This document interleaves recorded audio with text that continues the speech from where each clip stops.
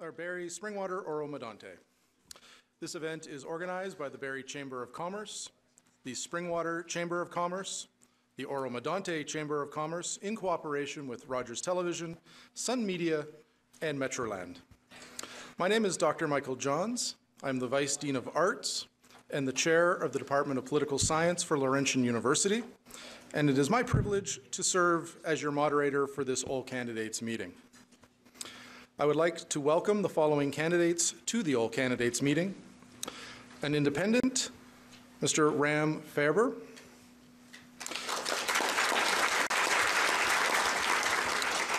Representing the Green Party of Canada, Marty Lancaster. Representing the Conservative Party of Canada, Alex Nuttall. Representing the Libertarian Party of Canada, Darren Roskam. Representing the Liberal Party of Canada, Brian Tamblyn.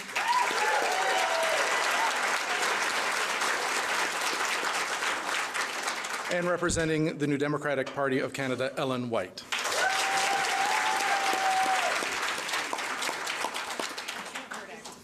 I would like to welcome our panelists, Lori Watt from Metroland, Heather Sewell, Director, Springwater Chamber of Commerce, George Wodosławski, President of the Oro-Medonte Chamber of Commerce, Stella Millis, President of the Barrie Chamber of Commerce, and hopefully we'll be joined by Cheryl Brown from Sun Media, who just arrived.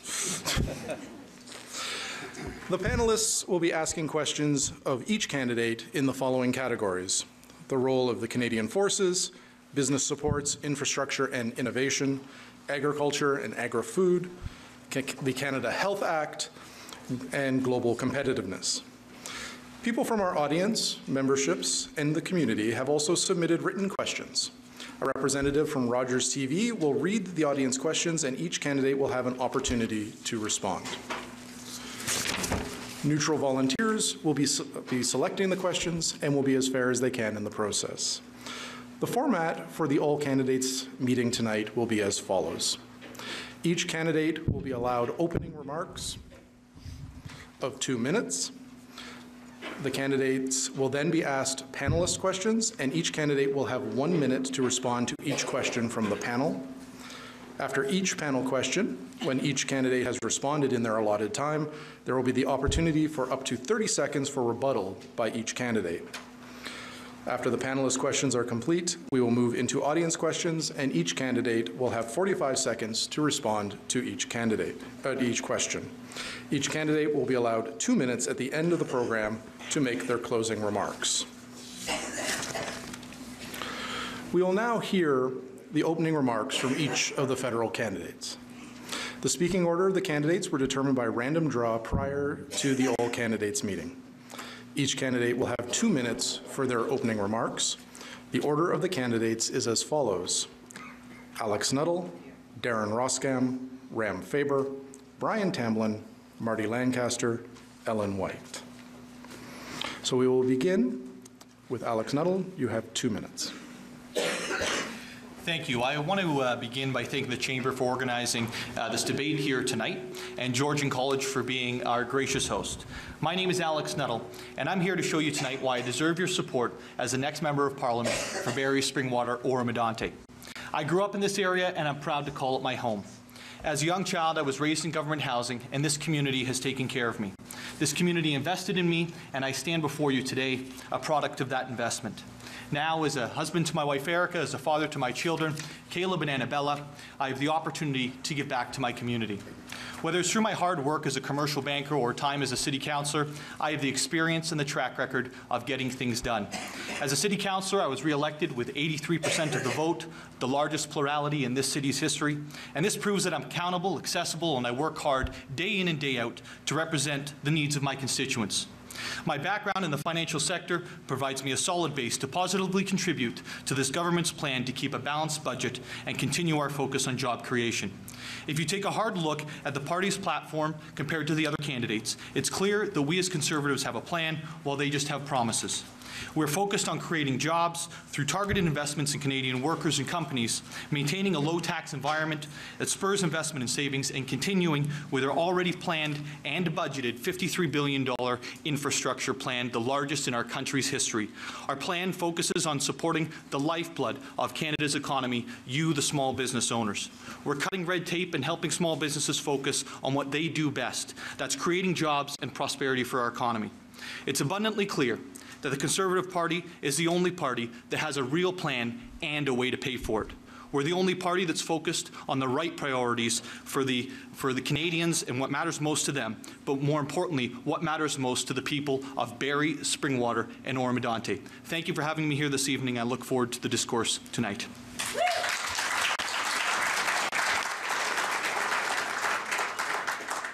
Thank you. Darren Roskam, 2 minutes. Yes, a bit about myself. I was born and raised in Barrie. I went to college once and graduated, and the college I went to was this one here. And I graduated graphic designers in 1998. And since that time, working as a graphic designer, I do my own little magazine, a local project called Crow. I'm doing it for 15 years. And, well, doesn't that just warm the cockles of your heart? Anyway, a little bit serious. Have you ever seen a nomination paper? This is what they look like.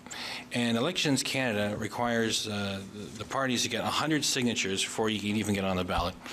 And like the larger parties that have a good riding association, certainly more than 100 members, right?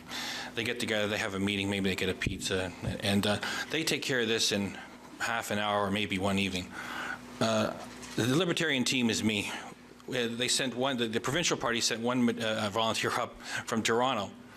And anyway, it's so unfair to the smaller parties. I've been spending so much time asking people for name, address, and a signature. It's been so difficult that the Chamber of Commerce was kind enough to give us the questions ahead of time. I haven't had time to research it in the way that I would have preferred. I love debates, and I love to be strong at them. I just haven't had the time to be as good as I would have liked. I wish Elections Canada was a little more fair to the smaller parties, so I'm going to try to do my best, though I expect I'm going to be weak tonight. I'll still going to give it the old college try. Thanks, then.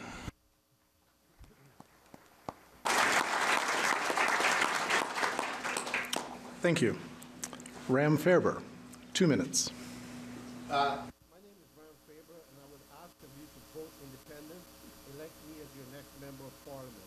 An ordinary guy delivering extraordinary results. Together we'll make a difference. A vote for me is a vote for you.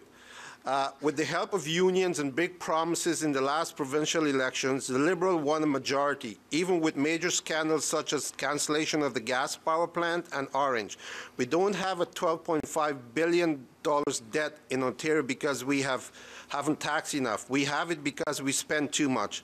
While the federal Conservatives have failed both veterans and taxpayers over the past decades, and before they came into power, the Liberals did the same. Combined government debt in Canada now exceed $1 trillion.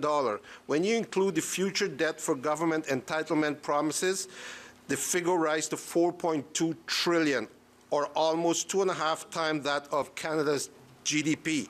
The other parties don't hold the answer either. The NDP have scandals of their own to deal with. And as far as of the Green Party, I believe it's entirely possible to be environmentally friendly and responsible without being the main focus. It is inevitable that the Liberals or the Conservatives will form the next government, despite a clear need for change. While we can't stop the outcome, we can elect someone different who will represent this riding in the best interest of the party, an independent candidate. There are 4 opposition parties, and all exist on the left of the traditional political spectrum. They are all trying to various degrees to increase the size and scopes of federal government. The Liberal, NDP, Green, and Bloc can all be broadly described as big government parties. They all call for more regulation, more laws, more federal program, more money, big promises plus big spending equals to big government. Despite Canada's high ranking on the Economic Freedom of the World Index, Your time is up. Our economy is free from that. Far from that. Thank you. You're welcome.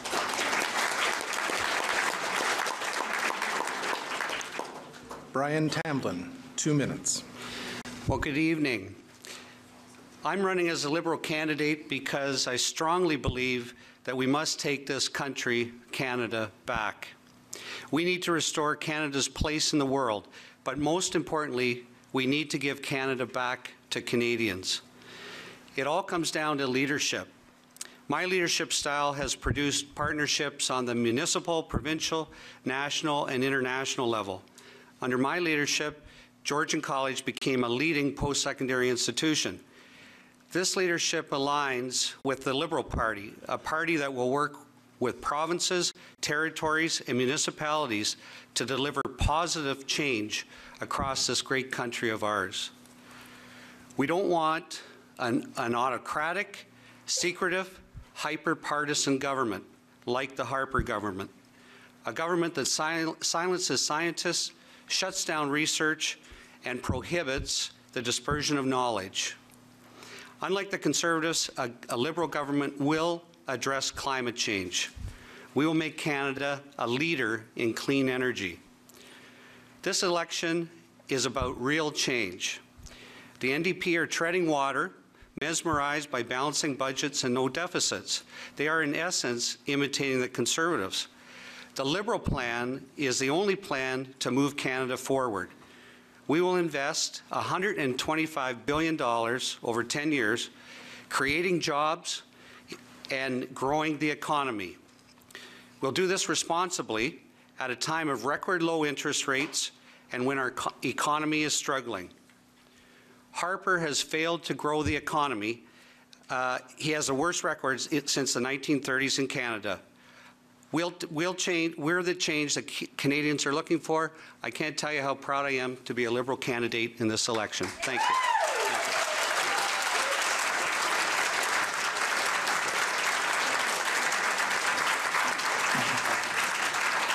Marty Lancaster. 2 minutes. Thank you. Hi, my name is Marty Lancaster. I live in Shanty Bay with my wife Carrie and my daughters Kendra and Megan. Thank you to all three of you for letting me work so hard for the last 3 months and the next 3 weeks to get this job done. I've been on Oro-Medonte Council for the last 4 years, representing my residents, working very hard to keep the budgets in place and not growing too much for taxes. I've also been educating our youth for the last 15 years, and it's become increasingly difficult for me to do that because the information is becoming increasingly difficult to get. A student wanted to talk to a Canadian climate scientist and ask a question, and that question had to go through the Prime Minister's office. Through the Prime Minister's office. This Prime Minister fired his national science advisor. He canceled the Experimental Lakes Research Facility and canceled the long-form census. He does not want you to know what's going on. It makes it very difficult to teach students, encourage them to be scientific literate students and citizens in this world. It's become a huge challenge. So I have taken on that challenge to change how things are being done in government and speak the truth about the facts that are going on. One thing I did when I was there is I got students to work on a solar panel project that has snowballed to getting solar panels across all kinds of schools in Simcoe County, and it's growing and it can continue to grow, and this economic monster that's about to explode is being held back by billions of dollars being sent out to the tar sands. Why don't we support the industry that's about to explode? Let's get on the clean, green, renewable energy time. We can do this by funding it through the Infrastructure Bank, a Canadian bank owned by Canada, and we will pay ourselves back at interest instead of spending so much money paying interest payments. 10 cents on every tax dollar is interest payments on the credit card that we have been run up very recently. We will change this, and we have a very strong fiscal plan to do that. Thank you. Thank you.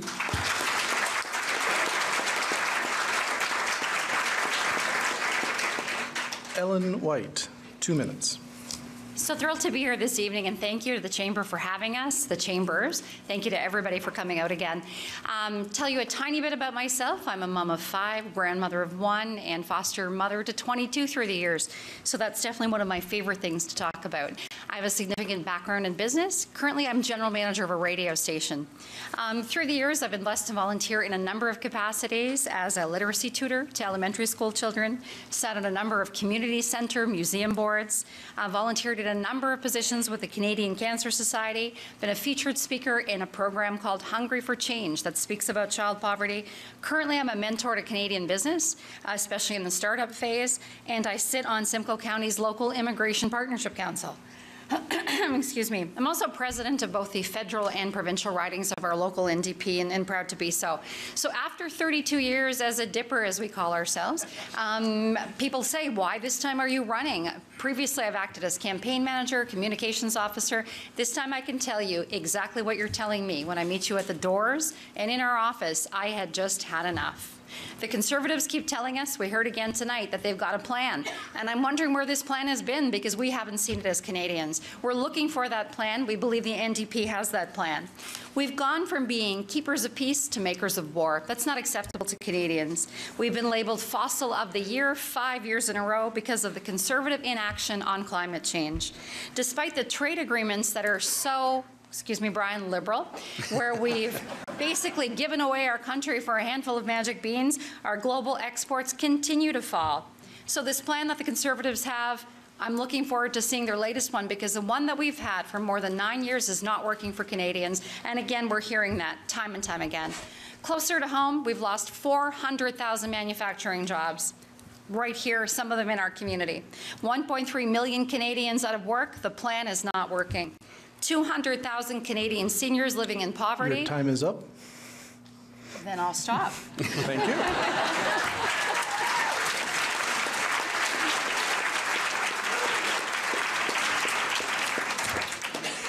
I highly encourage all of the candidates to follow that lead when I say time is up.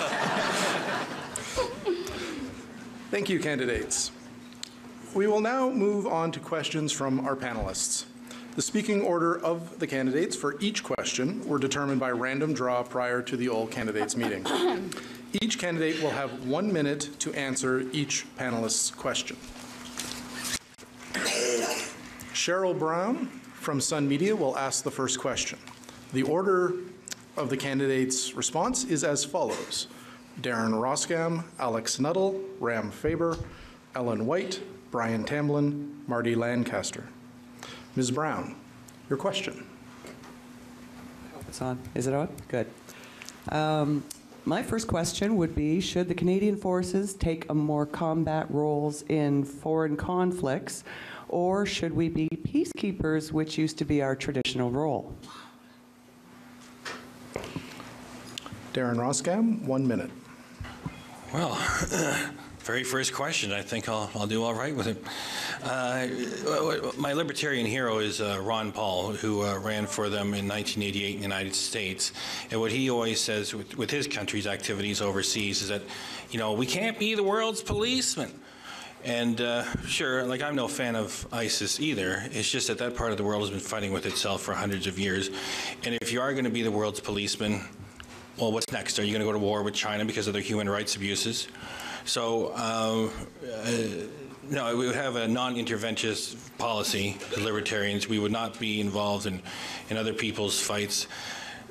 First of all, because then you have to be involved with all of them. So who's going to pick and choose and say which is a good one and which isn't? So no, we're not. We're for our own defense, not getting involved in someone else's fights. Alex Nuttall.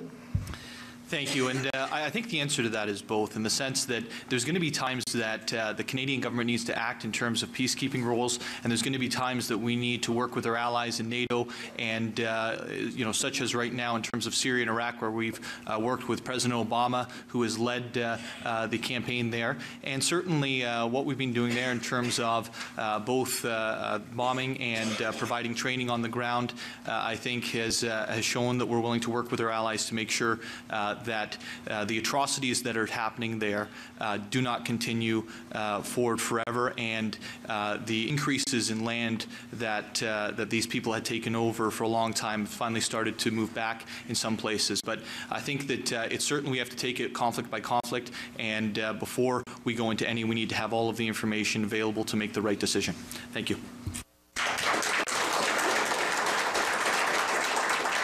Ram Faerber. Hi. Going to war is a very expensive endeavor. We cannot afford going to war right now when we have our senior citizens are suffering. Our pension and health care system is falling apart. So instead of taking that money going to war, we stay in our own country, we protect our own. We cannot control what's happening in the rest of the world. There are bigger nations, there are richer nations who will do that for us. We protect our borders, help our people. For example, in 2050, we will need $200 billion annually for pensioners. $200 billion. Thank you. Ellen White. So our role as peacekeepers was legendary, and that's certainly where we as a party want to be. We need to really weigh, you know, I've heard we're talking figures and we're talking costs, but we're not talking so far about the cost of human life. And before we send sons, daughters, grandsons, granddaughters into these conflicts, we need to really carefully weigh what they're about and whether or not Canada needs to be there. Sometimes people have the impression that the NDP are pacifists, and that impression might change this evening. We are committed to increasing military spending by about 20%. We are not looking at backing down, but we are looking at weighing conflict very, very carefully. We're also looking at supporting our veterans when they get back, because when we send them into conflict, we owe them that duty of care when they return. $125 million conservatively spent on this long election could have gone into tens of thousands of hours of counseling for veterans that are returning to our country as heroes, even though we're not treating them that way.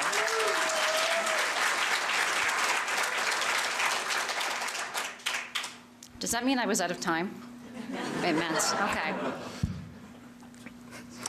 Brian Tamblyn. Well, our emphasis should, I think, always be on peacekeeping and humanitarian aid, but the Liberals have always had a long-standing policy that if it is a NATO-endorsed or UN-endorsed mission, then we are prepared to do it militarily. And the problem in Syria right now is that's not the case for either, for NATO or UN. And so in this case, we should be just doing humanitarian aid training, and that should be our focus, not direct military intervention. Thank you.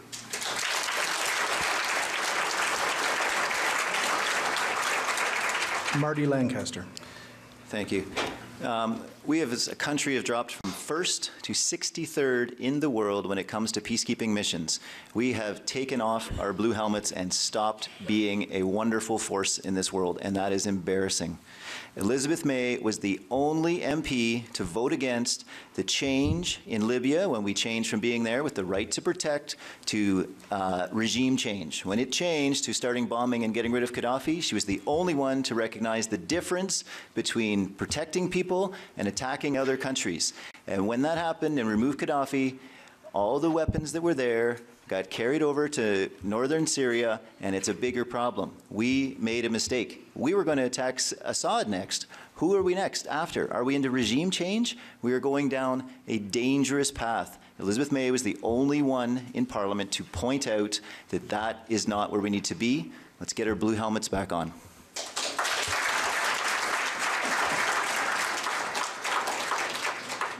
This is the time for rebuttals on this question. Each candidate will have 30 seconds to respond to anything that they have heard. We will hear these in the same order as the responses. So, Mr. Roskam, you have 30 seconds. Well, that's okay. That's an opportunity for me. I heard that the blue helmets mentioned. I got nothing against peacekeeping and peace. It's just that I want to remind you, the United Nations is an unelected foreign body. No one has ever knocked on your door and said, "Would you vote for me for the UN?" So we want to hold on to our own sovereignty. Thank you. Alex Nuttall, 30 seconds. Thank you. I think one of the things that we need to recognize when we're looking at any foreign conflict, whether it's in terms of the United Nations or NATO or peacekeeping, is that we give our soldiers who are going there all of the resources they need. Don't send soldiers into desert operations with jungle camouflage. It's ridiculous. That's what was done in Afghanistan, and that was the first thing that changed when Prime Minister Harper was elected. So before we make any of these decisions, we need to make sure that our soldiers have the correct resources to go there. Thank you. Faerber.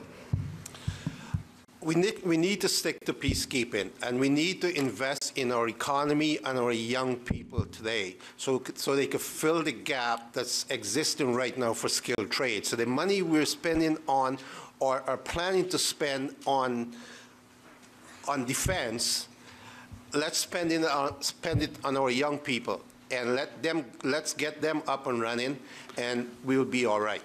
Thank you. Thank you. Ellen White, 30 seconds. So I don't think any of the candidates, with the exception possibly of the Conservatives, are saying that we're pro-war. And that's certainly not something we want to be involved in. Again, we are peacekeepers. That is truly our role. That's exactly where we want to be. And it interests me that changing up the wardrobe was a significant point, and certainly it is. It's in the interest of safety.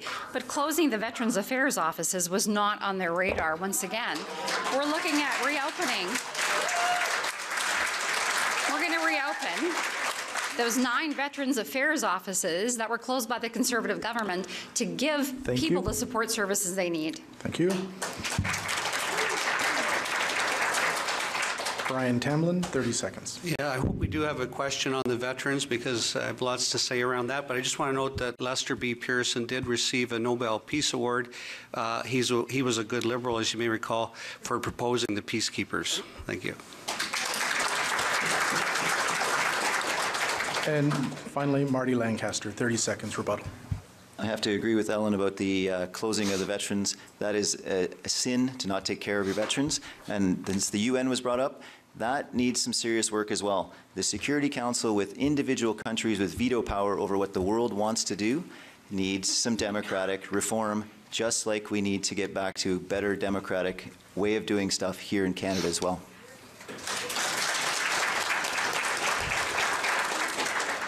Thank you to all of the candidates. Laurie Watt from Metroland is our next panelist.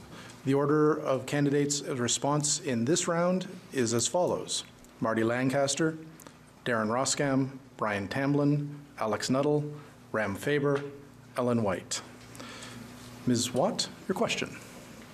Businesses are struggling with traffic jams caused by narrow highway overpasses, which will cost tens of millions each to widen, while our municipalities are working to attract new investment. How would you work to address the infrastructure gap while working to help businesses grow here and selling our area to potential investors? Thank you. Thank you. Very quickly, one of our policies is 1% of HST will be transferred to municipalities in order to deal with the infrastructure gap, and we will fund that through a banking system so it gets paid back to Canadians. But what I would do is I would turn the trains that leave here to go to Toronto, change them from diesel to electric. Instead of taking an hour and 25 minutes, they could arrive in 55 minutes. We would give the commuters back an hour of their lives, solve a little bit of climate change along the way, and you don't have to build the roads again. More people in public transit, getting them around faster and efficiently, that's how you deal with your infrastructure. You make it better.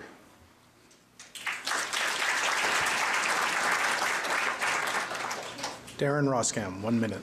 This is something I would have addressed earlier if I wasn't explaining my little dilemma with Elections Canada, which is that all these questions are going to have in previous elections over and over. They haven't been solved. They're being asked again.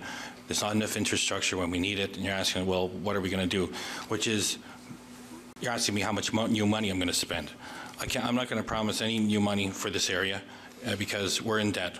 And people who are beggars to the bankers and their interests can't be choosers, and I can't promise any new spending. So in answer to what am I going to do, we don't have the money to do anything new. Doesn't sound like a lot of fun to say. That's the Libertarian platform.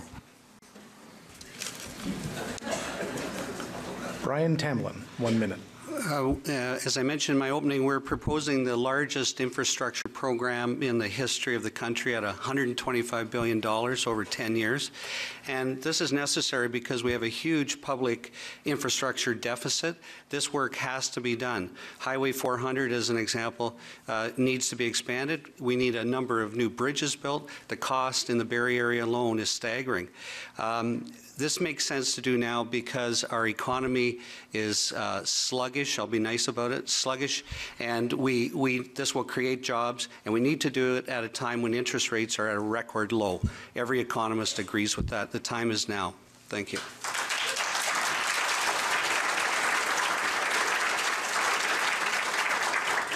Alex Nuttall, 1 minute. Thank you, Mr. Johns. So far, I think last year, in 2014, we launched a $53 billion infrastructure program. That infrastructure program is actually the largest infrastructure program proposed in Canadian history by any government, and so we're going to continue to follow through on that going forward. But I think it's important to look at our record as well.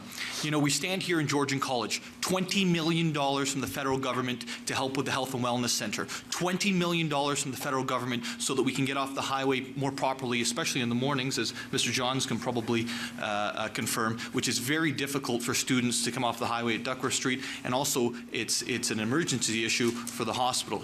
And if you look throughout this city, whether it's Fire Station 1 downtown or the Métis Theatre or a plethora of other issues, we've invested in infrastructure locally, and we're going to continue to do that. It's in our DNA to ensure that we can get goods to market and ensure we have a safe way to access our highways and our most important routes. Thank you.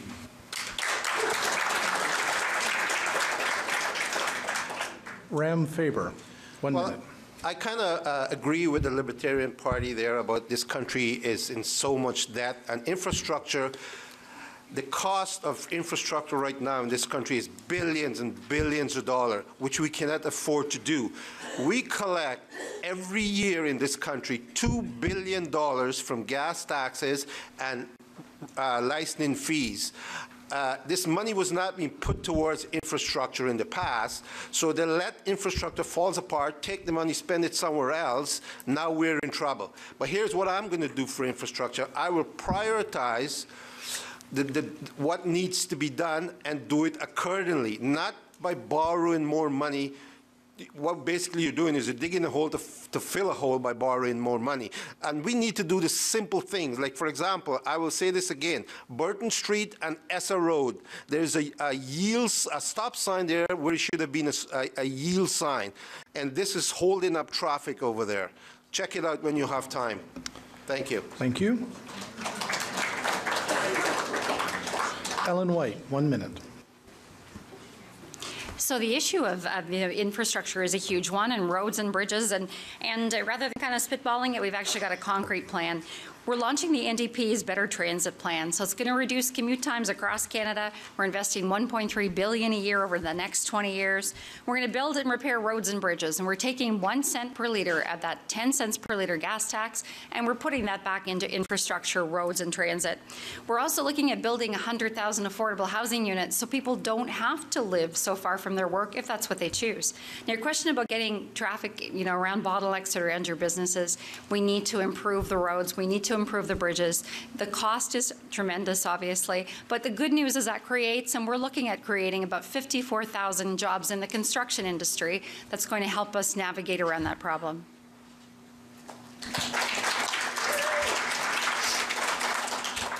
Thank you, candidates. We will have another 30 seconds of rebuttal to anything that you have heard, and we will hear these in the same order of the original responses. So, Marty Lancaster, 30 seconds. Thank you. A lot of us have announced billions of dollars of spending on infrastructure, claiming to have the most. But where do you get the money from is the biggest question. If you borrow it from private banks, you have to pay them back at interest, even low interest, and that doubles the cost. You need to borrow it from yourself. We would create a section of the Bank of Canada and borrow the money from ourselves, pay ourselves back at interest, and in the end, you don't have spiraling debt issues where 10% of our tax dollars are going just in interest payments. You can fund it yourself and pay yourself back. Darren Roskam, 30 seconds. Yeah, I guess I'm starting to like this rebuttal opportunity. The only one who has thus far suffered a moment where there was no applause whatsoever and there was laughter, I got it, when I said I wasn't going to spend any new money. You might want to ask yourself why your heavyweight parties haven't already fixed your problem with all the decades they've had previous. You can laugh at that.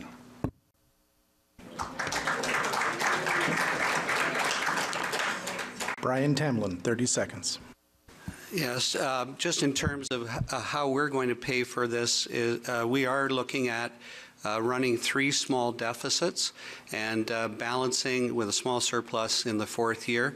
And we've had it looked at by many economists, the former parliamentary budget officer, and we have a very detailed 16-page costing if you'd like to look at it at liberal.ca. Thank you.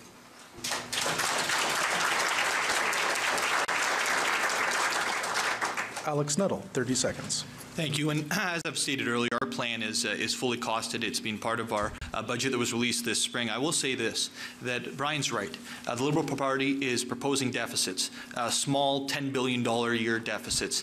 And when you look at the Liberal costing that they've now put out, Andrew Coyne says the reality is this deficit is not about infrastructure, it's about social spending. And when I take a look at it, I sit there and go, why is there a $6 billion hole in their plan where they say they're going to find efficiencies, yet the Liberals, every single time I see them on TV, try to go after us for finding efficiencies. It doesn't make sense. Thank you. Graham Faerber, 30 seconds. Regardless of what any of these party candidates are saying, the bottom line still remains. We don't have any money. Whatever promises they're making, they will be borrowing that money. And they will put us more into debt. What we need to do to fix this problem, like I said, free post-secondary school education for our young people, and they will build this country back like it was done after the Second World War. Thank you. And finally, Ellen White, 30 seconds. So we kind of evolved to where's the money coming from? And I can tell you our party's plan to get this money that some of the other parties think doesn't exist. We're looking at increasing back to the rate it used to be, large corporate business taxes. We are committed to not increasing personal income tax by a single penny. On top of that, we're going to decrease small business tax from 11% to 9%.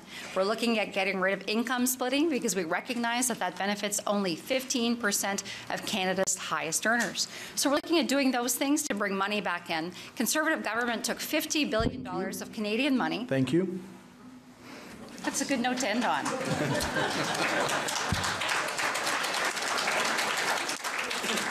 And thank you, candidates, for your responses.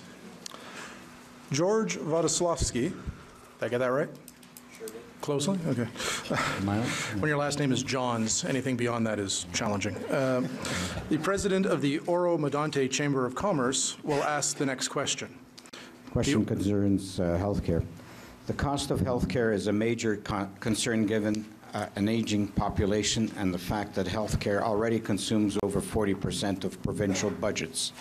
The federal government contributes major amounts and exercises some control through the Canada Health Act. What will your party do to take national leadership on this issue? Thank you for your question. The order will be Mr. Tamblyn, Ms. White, Mr. Faerber, Mr. Lancaster, Mr. Roskam, and Mr. Nuttall. Mr. Tamblyn, 1 minute. We will meet, Prime Minister Trudeau will meet with the premiers and discuss the funding that is required, what innovation can be done. One of the things that we just announced actually today is $3 billion over 4 years towards health care, and a large chunk of this is targeted at home care. I used to be on Royal Victoria Hospital's board of directors. I know how expensive hospitals are. It's much more efficient to have health care at home, and most Canadians actually would like health care at home. And so we've announced some funding, and we're also looking at bulk buying with the provinces around drugs. And we will be renegotiating the health accord with the provinces. Thank you.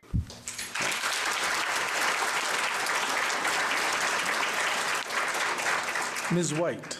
1 minute. So thank you for the question, because it let me dovetail into what I was going to say before the last time out. So $50 billion in corporate tax cuts took $36 billion out of healthcare. So we know the money is there again.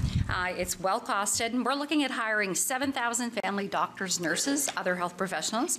We're making prescriptions more affordable with this bulk buying kind of strategy that will decrease costs by 30% for Canadians. We're expanding home care to support 41,000 seniors. This is an awesome thing, because what it will do is help with those huge bottlenecks at hospitals. We have an average wait time of 10 hours when you visit an emergency room. Many seniors, people at end-of-life care, are there because they don't have home care to support them. 41,000 spots coming up. We're improving mental health care for young Canadians, and we're going to launch a new and improved national Alzheimer's and dementia strategy to support research. That wasn't the stop sign. I got 10 seconds left to go. So again, we're looking at increasing those things, providing the support care to seniors. We recognize that many seniors especially are in need of health care that the current government is not providing.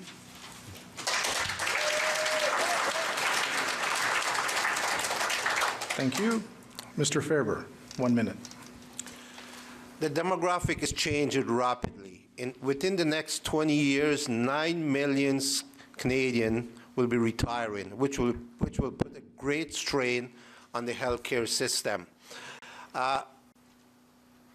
Healthcare is a provincial matter. What I will do, I will work with the federal government, whoever forms the next government, to fund part of that healthcare system, help the provincial government towards hospital. Also, healthcare in this region, RVH have recently had to cut jobs and reduce services in order to balance their budget. I don't think that's right, because they provide really good services for us when we're sick. They're also getting a lot of money from charities, but they're not allowed to use that money for services towards operational costs in the hospital. I think they should be allowed to use part of that money when they fall short on their budget, and not to cut services. Thank you very much. Mr. Lancaster, 1 minute. Thank you. I will refer you to Dr. Naylor's commissioned report that was done a few years ago and has subsequently been ignored. In his report, he found that Medicare is our most iconic social program. It's what we care about and identify ourselves as the most. But it's aging badly. There are barriers to innovation spread. There's a great program out in New Brunswick called Hospitals Without Walls, and that needs to spread across Canada. There's some really interesting ways there. We have to break down these barriers to innovation spread. The current structures, like fees per service, cause poor healthcare service. We can change the way the structure is being done. The report suggests we fund innovation spreading, pharmacare, fully funded pharmacare. Everybody gets the medicines they need, and it will actually save the government $10 billion a year in reduced medical costs, reduced hospital bed time, and all of that. That is in this report from years ago. Why haven't we done it yet? The Green Party has it right in our policy. We'll do it.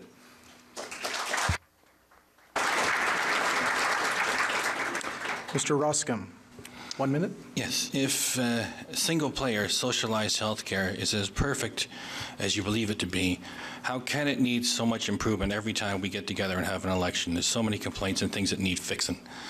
There's a great resource that was left with us by former Premier Mike Harris in the Salary Disclosure Act, also known as the Sunshine List. The CAO of the RVH gets almost $300,000 per year. And you might figure that the CAO should get a good chunk of change.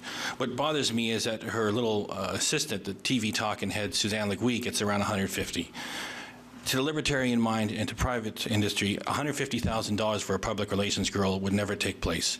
So those are the things that we would eliminate, and you can give private health care a second thought. Mr. Nuttall, 1 minute. Thank you, Mr. Johns. I think the most important thing is to look at both our record and where it's going in the future. So far, we've been increasing healthcare spending by roughly 6% per year, and in the future, there'll be a minimum of 3% per year and tied to the expansion of our economy. I think the other thing to notice is here in Ontario, this year, healthcare spending only increased 1.2%. So while the federal government's increasing 6%, the provincial government actually has a net reduction. So what we need to do is ensure that our provincial government starts playing by the rules, investing in healthcare, not other things that they've invested in, like gas plants, and start focusing on results. You know, I heard Mr. Faerber there speak about a reduction in terms of staffing at the RVH and other places. I think the reality is that's just a sign of underfunding, and quite frankly, it's hurting frontline service, and that needs to stop.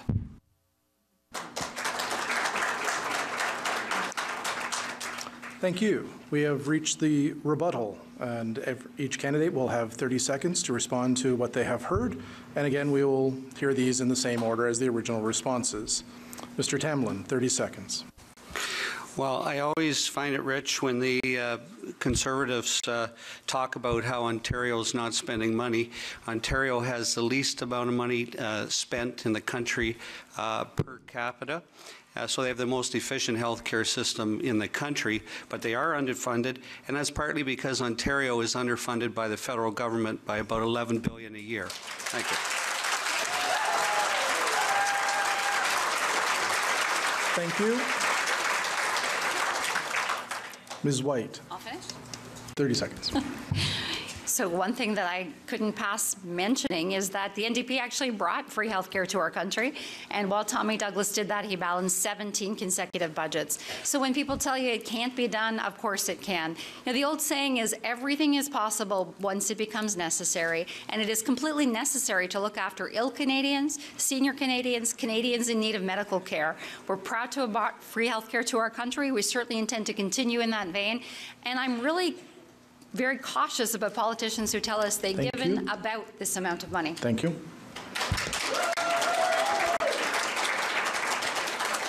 Mr. Faerber, 30 seconds. Yeah, this will be short. What we need to do is we need to educate our young people and keep our people healthy. The two most important things in this country is education and health. Do whatever it takes. For example, the Ontario government ran a deficit between have a surplus between 2005 and 2008 of $3 billion, and yet they were in debt during that same period of time by $4 billion. Thank you. Your time is up. Mr. Lancaster, 30 seconds. Thank you. The Conservatives mentioned they're going to freeze the transfers at 6% and in 2 years reduce that to 30%. That doesn't sound like supporting health care. The other thing is you have to meet with the provinces in order to have a discussion with them about health care. When will your Prime Minister do that?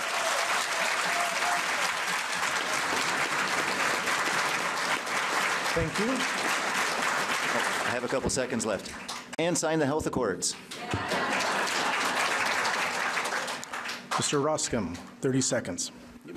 Yes, I heard someone say they brought free health care to Canada. No such thing as free health care.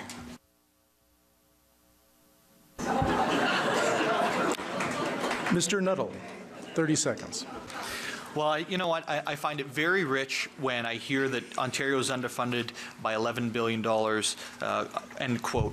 You know what? If you look at the record of your provincial government that you're defending right now, $1 billion on a gas scandal, $1 billion on e-health, almost $1 billion on Orange. It's ridiculous. You know, when I look at the health care and the funding that $3 billion could have provided in terms of frontline services, I think an apology needs to be made publicly by the Liberal Party. Nobody should be defending that type of stupidity. Thank you. And thank you, candidates, to your answers to those questions. Heather Sewell, Director, Springwater Chamber of Commerce, will ask the next question. The order of the candidates is as follows: Ram Faerber, Alex Nuttall, Ellen White, Marty Lancaster, Brian Tamblyn, Darren Roskam. Ms. Sewell, your question, please. Good evening. What is your party going to do to support agri-food and agriculture, both nationally and locally?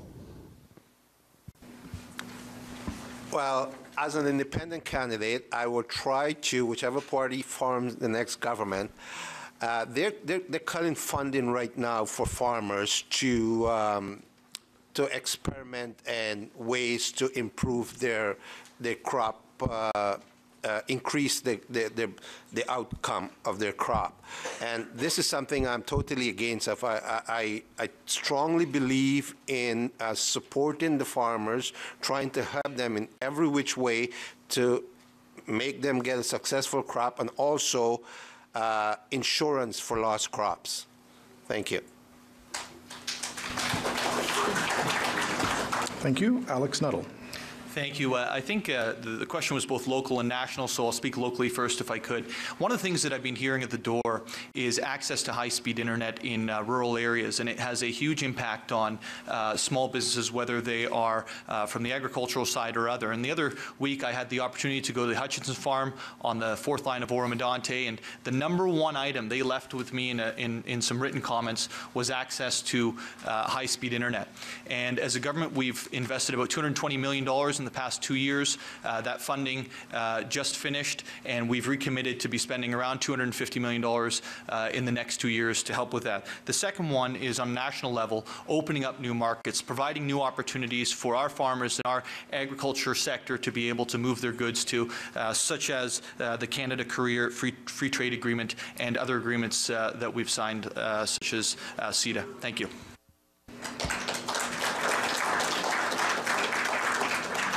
Ellen White, 1 minute. So agriculture and agri-food. I mean, I grew up in a small farming community, and nobody works harder. So a shout out to any farmers in our audience and everywhere. Under the Conservative government, we've seen 30,000 family farms lost, and we've seen farm debt increase by 70%. So the NDP is looking at doing some things that I think are really going to benefit farmers. We're creating a payment protection plan so that when farmers are selling their goods stateside, if that U.S. purchaser goes bankrupt, farmers will still be protected in our country. We're looking, of course, at maintaining that vital supply management for dairy, for eggs, for poultry. We recognize how important that is. We need to keep that tariff on imports. If not, imports will take over our market. On the face of that, people might think, what's the big deal with that? It's free enterprise. We get all of these products in our country. These products are not always tested or regulated for hormones or antibiotics. We need to keep Canadian products from Canadian farmers on our tables.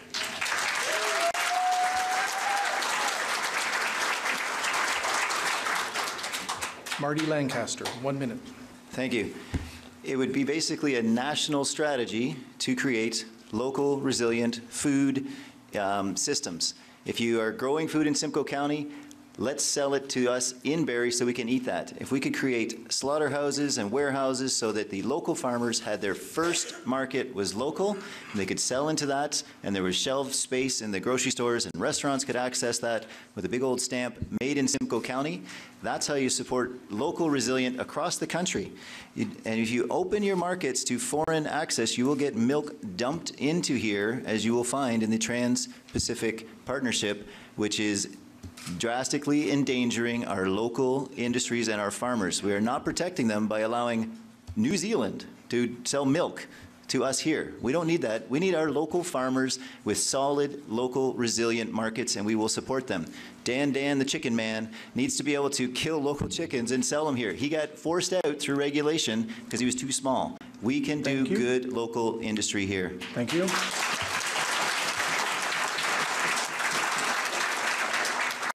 Brian Tamblyn, 1 minute.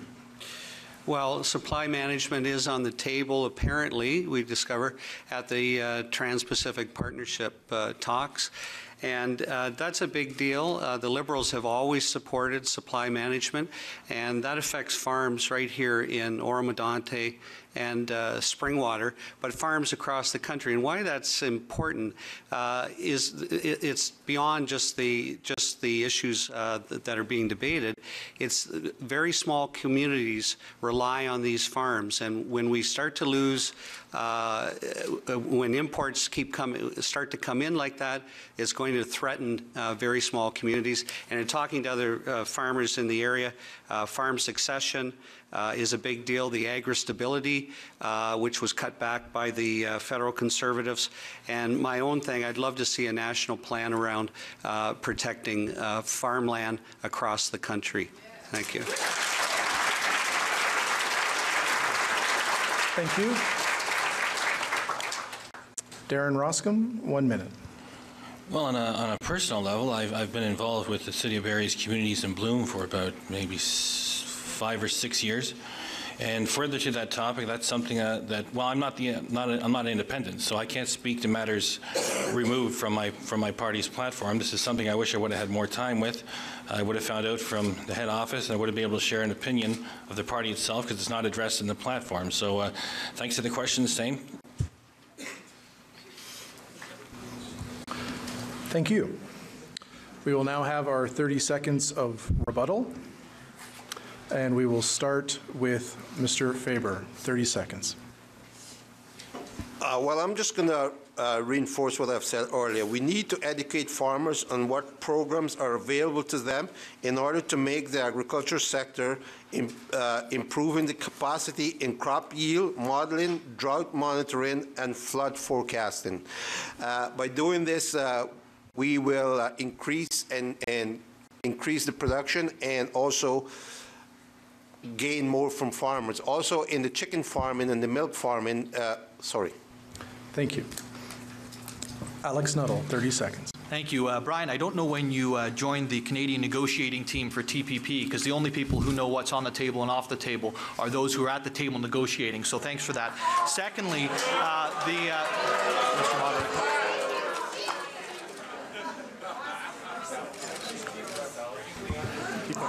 Thanks, Brian. And secondly, the two items that I think we're most proud of when it comes to agriculture is the expansion of the deferral, tax deferral for livestock, and also the modernization of the Plant Breeders' Rights Act to include farmers' privilege to save and actually reuse their own seeds. Thank you.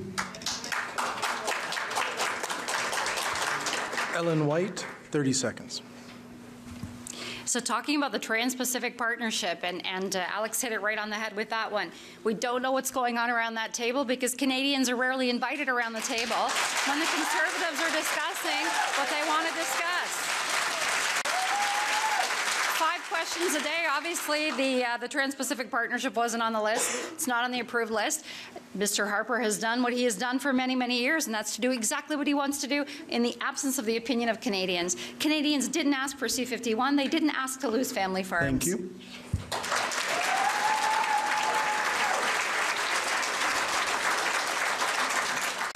Marty Lancaster, 30 seconds. A small industry of Green Valley Farms wants to sell its Black Angus beef on the roadside, and they are challenged with crazy amounts of, they have to do the same thing as if you had a grocery store and a restaurant, just to sell a burger and some frozen steaks to people heading up north. We need to be able to solve these situations locally and help our farmers do the things they want to do. The reason the farmers want high-speed internet is because they have to check on the wheat board prices that are changing that has currently been sold to the United States and Saudi Arabia.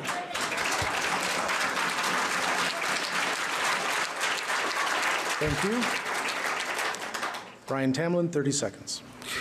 Well, I don't know. I saw a lot of farmers yesterday in Ottawa protesting something, but I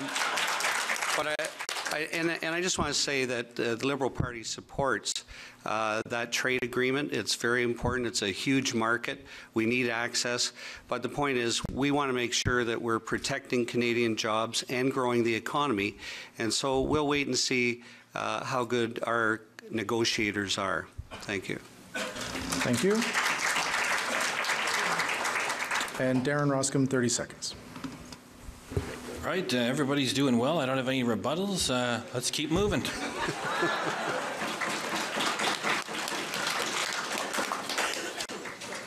Moving on. Thank you all for your answers to that question. Stella Millis, President of the Barrie Chamber of Commerce, will ask the last panel question. The order of the candidates is as follows: Alex Nuttall, Ram Faerber, Marty Lancaster, Darren Roskam, Ellen White, Brian Tamblyn. Ms. Millis, your question. Good evening. The question is on innovation. Innovation is essential for growth and Canada's ability to compete in the global economy. Yet Canada has received poor global rankings on business innovation, business productivity, and business investment on research and development. This largely can be attributed to low financial motivation, as Canada supports private sector innovation almost solely through tax credits, which are difficult to obtain. What would your party do to provide incentives to the private sector to encourage innovation? Mr. Nuttall, 1 minute. Thank you. I think that, first of all, there has been a issue with this that's been brought up over the last number of years, and one of the things that the former Finance Minister, late Jim Flaherty, was pushing for was opportunities for businesses to start reinvesting within their own companies, because we recognized there was a lot of cash sitting on the sidelines in terms of large corporations not investing in research and development, et cetera. And so there were some changes made at that point in terms of the tax credits and other items that you're speaking about, and also there were some changes made in terms of tariffs to on machinery that's brought in to provide innovation within each factory. I think the other thing that I'd like to recognize in terms of our record on this is that IBM is here in Barrie, research and development, 85 jobs, $30 million investment by the federal government, and they are doing incredible work there and creating jobs locally in our community, not in our riding, in the south end of the city of Barrie, and that's something I'm very proud of. Thank you. Ram Faerber, 1 minute. In innovation ranking done this year, 2015 by Bloomberg, in their innovation index, the 6 focus areas making up the index are research and development, manufacturing, high-tech companies, post-secondary school education, research, personnel, and patent. This is where I will try to get the federal government to invest money on. For example, our country is 13 on the list for being innovative. We are below Switzerland, Sweden, United States, Denmark, Netherlands, UK, Finland, Ireland, Japan, France, Germany, and Australia. Also, I want to say something for businesses in this area or in this country. If you are a small business and you're struggling to make ends meet and you have to borrow money to carry on, get out of the business like Target did. And if you're a company that's making money, please invest in innovation. Thank you. Marty Lancaster, 1 minute. Thank you. The Green Party has what's called a Green Venture Capital Fund that's in our budget, and we would loan that money to small startup green companies to get them going and get things happening. There's somebody I met at the door who wants to start a biochar facility. If you don't know what that is, it will actually solve huge fertilizer issues around all our agriculture. That's a guy I want to put money towards. The second thing I want to talk about is my personal little strategy is Barrie builds batteries. I want to market the city of Barrie as the place for innovation, for energy storage. I want people to come here to research, to train, to get certified in how to store the energy from the night and put it into our grid during the day, and that will stop needing the natural gas power peaker plants and allow us to charge up our houses and move forward in an amazing green economy that's just waiting for us to do this. It can happen. We can corner a piece of that market right here and train ourselves, get ready, get ahead of the game, and get this stuff implemented. It can happen here and get a lot of jobs right away. Thank you.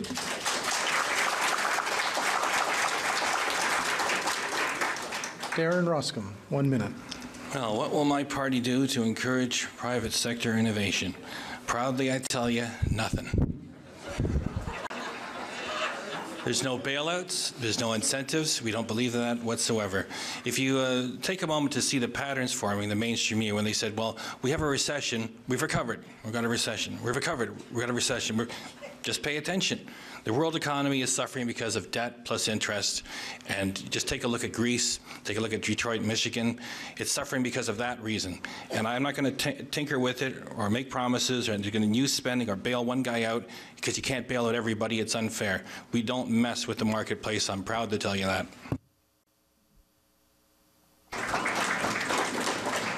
Thank you. Ellen White, 1 minute. So I can tell you what we're not going to do. We're not going to throw our hands up in the air and say we can do nothing. It's just gone. The Conservatives have lost for us 400,000 manufacturing jobs, and they did it for a lot of reasons that we just don't understand. What they did do was interfere with business investments in research and development, and we're puzzled by that. But we are looking at giving an innovation tax credit to businesses that invest in machinery, equipment, and buildings, $40 million each year, so that people and companies have that strength to grow. On a small business level, we're looking at reducing reducing small business tax from 11% to 9%. That almost 20% savings benefits our more than 700,000 Canadian small businesses employing 7.7 million people. So we need to give people that security and that strength to innovate on a small level and on a large level. We know that to get into the workforce and start small businesses, people need things like $15 a day daycare that we're pleased to provide for 1 million Canadian children at no increase in your personal income tax.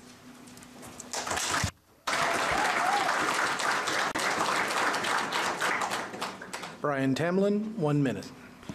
Well, it's a great question, and I actually think innovation and productivity improvement are the greatest challenges we face from a corporate perspective in Canada. We have a long program of how we would do this. We also have a similar tax cut for small business, but we also have an innovation agenda that's about $200 million over the next 3 years. We'll be investing in incubators and accelerators, research facilities like the Center for Applied Research and Innovation right here at Georgian College, financing, and other supports for small business to grow and increase exports. And I could go on, but I'll stop there. Thanks.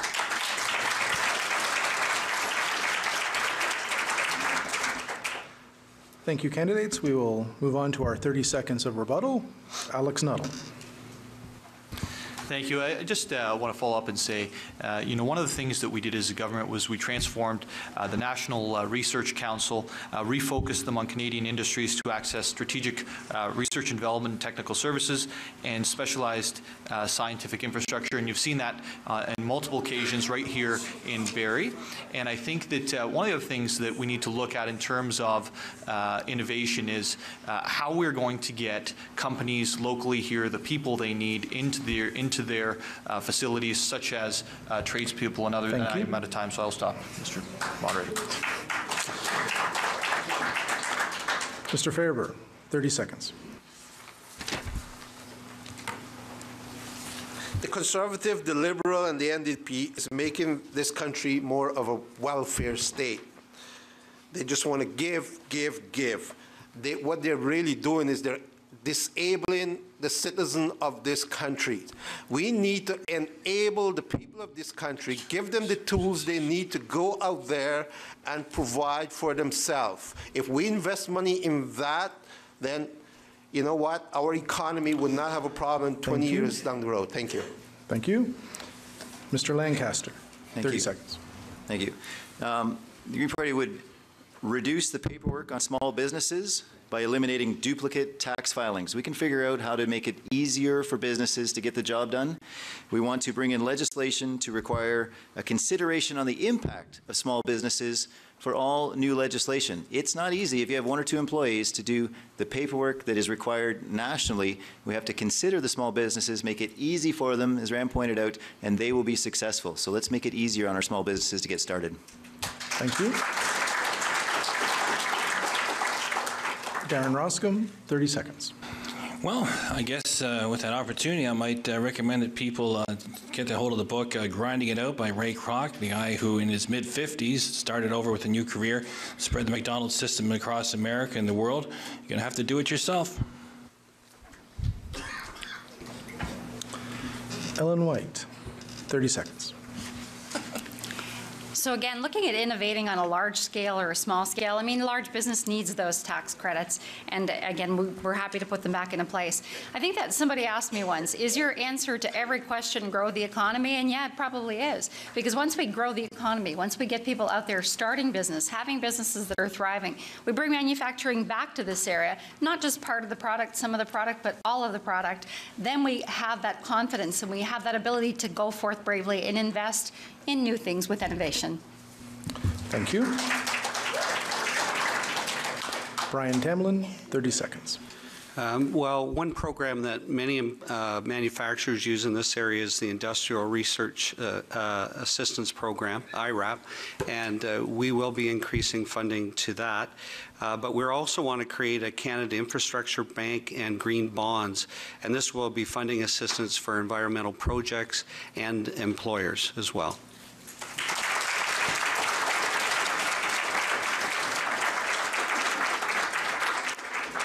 Thank you, candidates.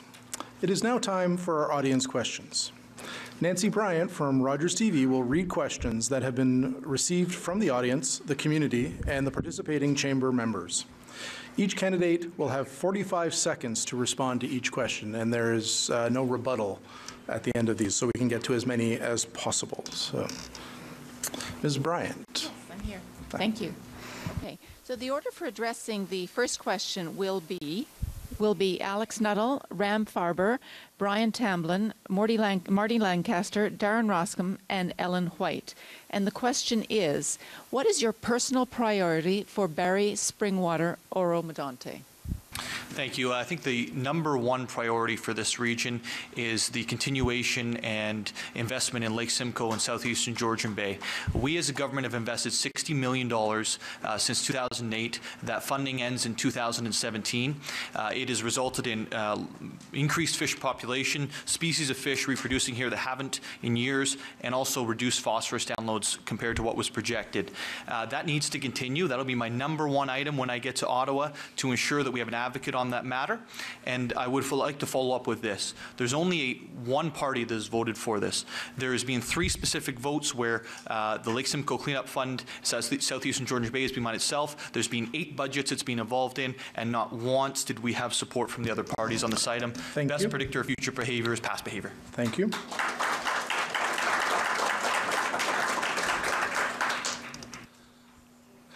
Send me to Ottawa, to the House of Commons as an MP, and I will tell you what I'm going to do right now.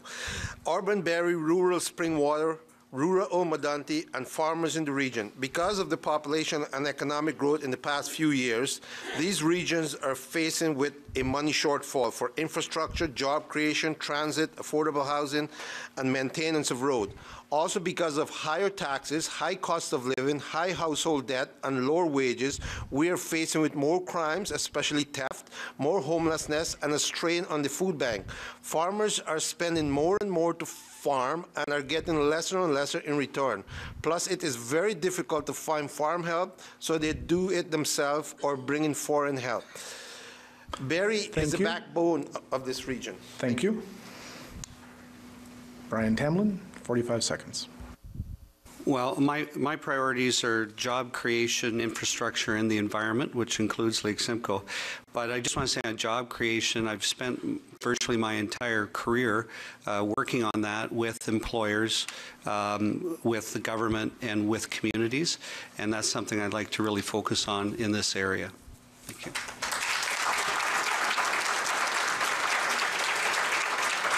Thank you. Marty Lancaster, 45 seconds. Thank you. I would tell you that my first 60 days will be very much taken up with trying to get together the best, strongest plan that we can bring to December Paris conference to deal with climate change in the world and solve and bring forward and apologize for the last 10 years of what we've been doing to our country. That's my number one thing to do.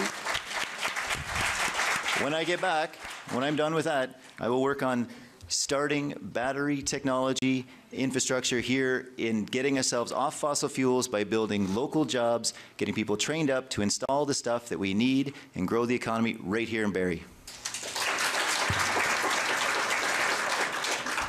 Darren Roskam, 45 seconds. Yes, well, I've lived in this area my whole life, and I ran in Simcoe North in the by-election, became reacquainted with that area as well. You know, in times of elections, we take out the swords and fight with each other. It's just that I think the people of this area are great. It's a great region, and yeah, what would I do?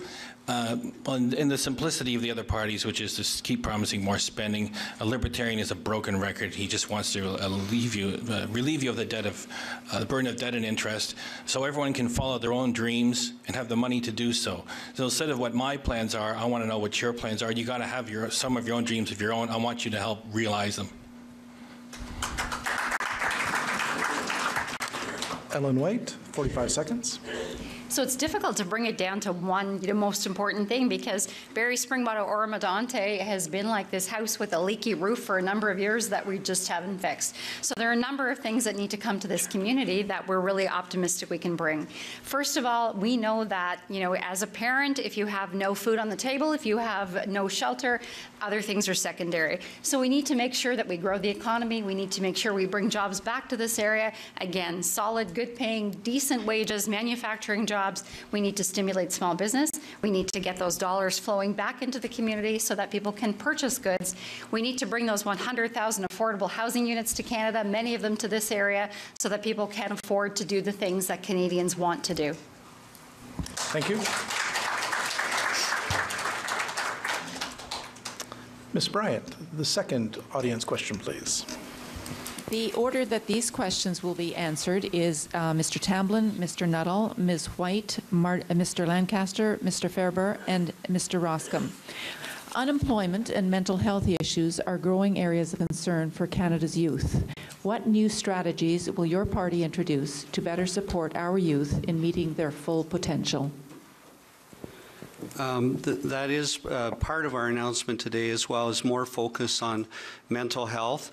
And it's a serious issue for the entire population. My own interest in particular is on the youth, and I think I'm very pleased that in this area, Royal Victoria Hospital is finally opening, or will be opening, a new clinic for mental health for youngsters. And anyways, that would be something. We have announced some funding on that today. Thank you.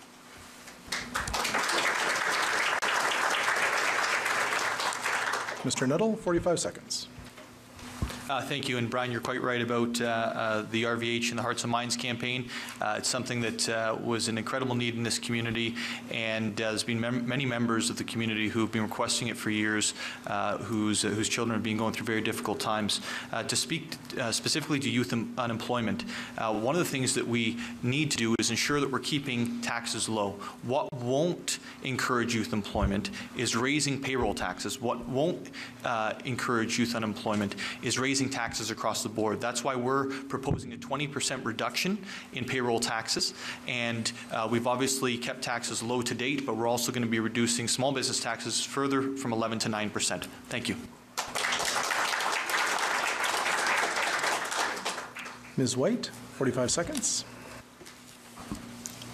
The question was, as I understood it, and I might have misheard it, was about providing mental health services. Did I have that one? Yes, please, if you would. Okay, I will. All right. Unemployment and mental health issues are growing areas of concern for Canada's youth. What new strategies will your party introduce to better support our youth in meeting their full potential? Gotcha. Thank you so much for that.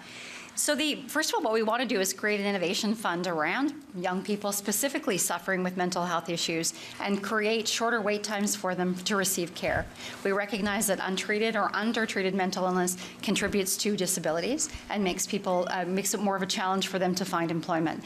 Young people are certainly at a disadvantage in trying to find employment in this economy, and we're looking, as I said, increasing affordable housing, at providing $15 a day daycare for 1 million Canadian children so that young families can go out to work if they choose to do that. And we're looking at providing opportunities in this area that don't encourage our young minds, our young brains, to head to the GTA. We want to keep work right here for them in our community. Thank you. Marty Lancaster, 45 seconds. Thank you. Number one, we will abolish tuition payments. We'll get kids through the education that they need and started life without a big pile of debt on their backs. Norway, Finland, Germany, they all do it. That's number one. Number two, we will ban unpaid internships. We don't get to work for free in this country. Number three, wait for it. Number three, we will develop a youth community and environment service corps that will provide a federal minimum wage employment for 40,000 youths age 18 to 25. This will get them some experience, get them back into the world, and if they want to, they can get their tuition trained for what they need to. We will help the youth.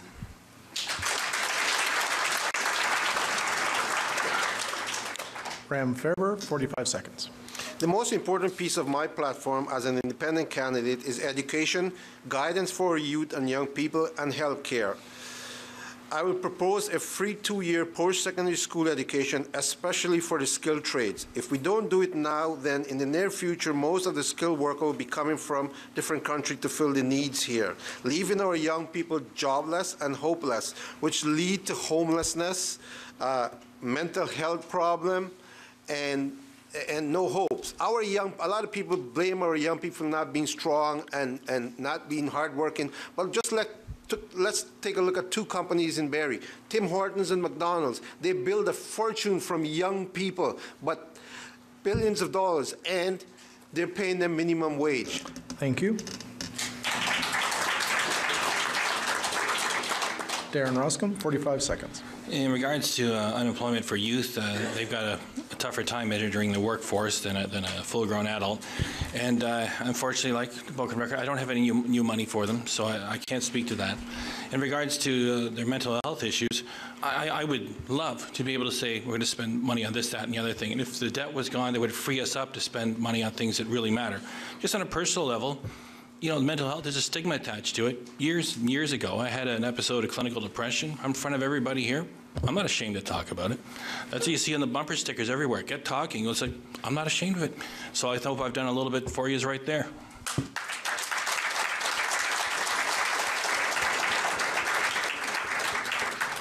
Thank you, candidates.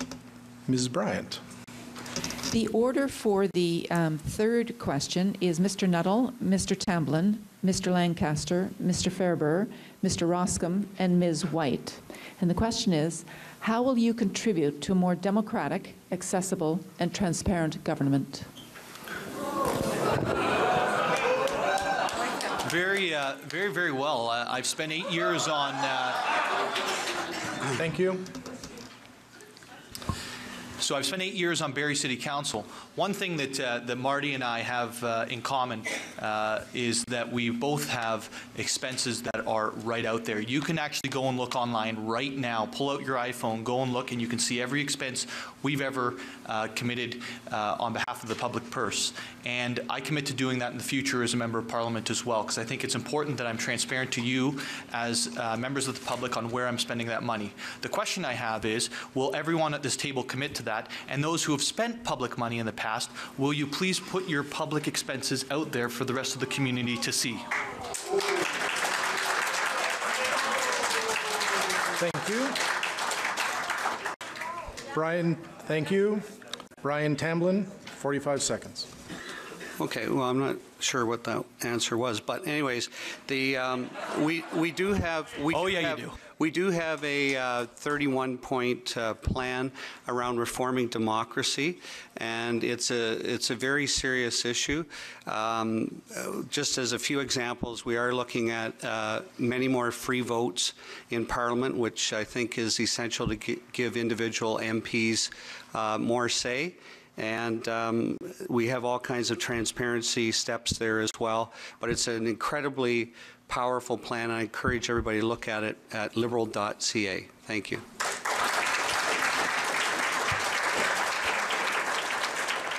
Marty Lancaster, 45 seconds.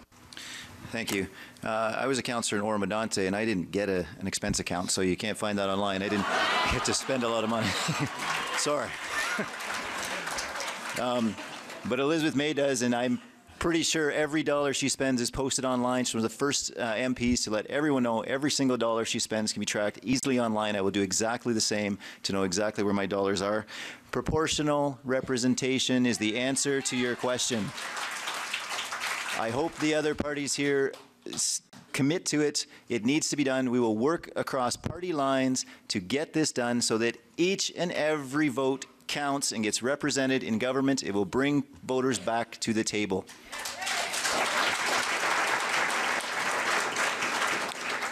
Graham Faerber, 45 seconds. Regardless of what these candidates have just told you, at the end of the day, they will, in the House of Commons, they will have to follow what their party leader ask them to do. And if they don't do that, like I've said before, they'll get kicked out of the party and they'll become an independent just like I am. So don't even listen to what they have to say, because they cannot represent you according to what they're saying here right now. They will have to do what their party leader asks them to do. And furthermore, I will give politicians an allowance. And that's what they will have to work, because politicians spend on whatever projects they can dream up and don't face any real limits to what they can impose. Hence, every government in Canada has overspent through much of the past few decades, resulting in annual deficits, spiraling debt, and interest rate. Thank you. We don't know what they spend it on. Thank you. Thank you. Darren Roskam, 45 seconds. I'm so grateful for this question. The way I would strengthen our democracy, like as a smaller party, I love the debates and I love to do well. It's a great opportunity to have, and thanks again to the chamber. I would change this. Like, I would have been happy to have given blood as much as I could have, or to have done straight up 2 or 3 days of charity work, digging a ditch somewhere. This is. I'm, like I said, so grateful for it because this is really harmful to people who want to offer you another choice. Whether you like it or not, I'm still offering you one more choice, and that's what democracy should be. The more choices you have, the stronger it gets. So I would be changing this if I got in by some miracle then.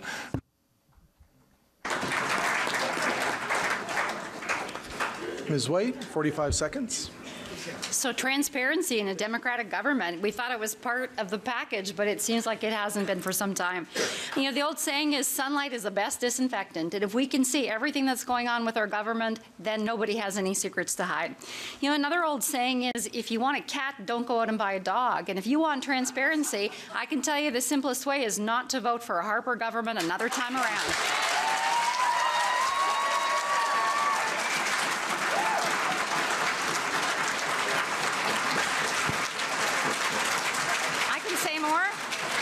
Julie's giving me, was that like a bonus 15 for that one? Julie's giving me 15 more seconds. Because what I was going to say is the best predictor of future behavior is past behavior. You've got a prime minister who won't let you ask any questions, who won't tell you what he's doing, who doesn't want you to know, who travels under cover of darkness. Don't vote for that guy again.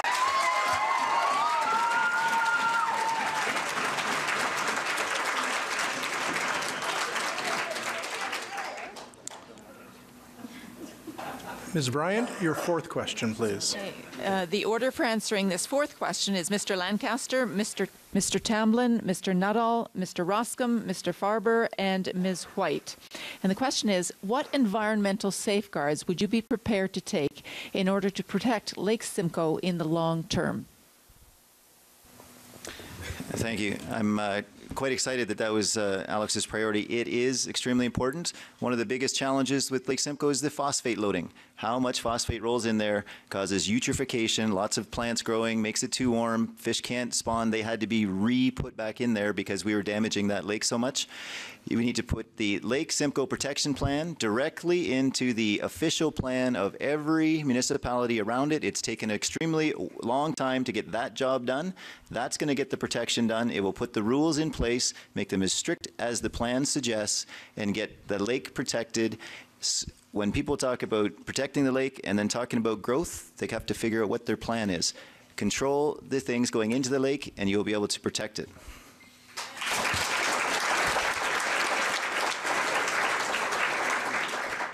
Brian Tamblyn, 45 seconds. Well, it's a great question, and I chaired the Lake Simcoe Coordinating Committee for the province for 4 years, and I understand the issues quite well. I think where we're probably headed is towards low-impact development in this entire area. Future growth in Simcoe County in particular is dependent upon a healthy lake, and I think that's probably where we're headed. Many great developers do it already. It adds to the cost of housing, but I think that's what's going to be necessary. Thank you. Alex Nuttall, 45 seconds. Thank you. I think I've made myself very clear on this in a previous question in terms of it is the #1 priority. It's why businesses move here. It's why you and I live here. It's why tourists come and spend money here. Lake Simcoe is literally the lifeblood of this city. And the one question I'd have for the Liberal candidate is this. If you were the head of the Lake Simcoe Coordinating Committee, why couldn't you coordinate Liberal support for the Lake Simcoe Cleanup Fund?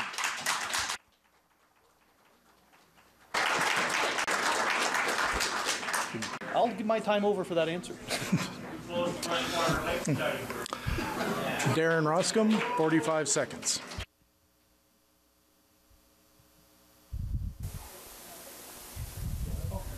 Oh, sorry. Well, as you can tell from that spirited exchange there, that question is better suited to the folks who have already had a foot in the water, so to speak.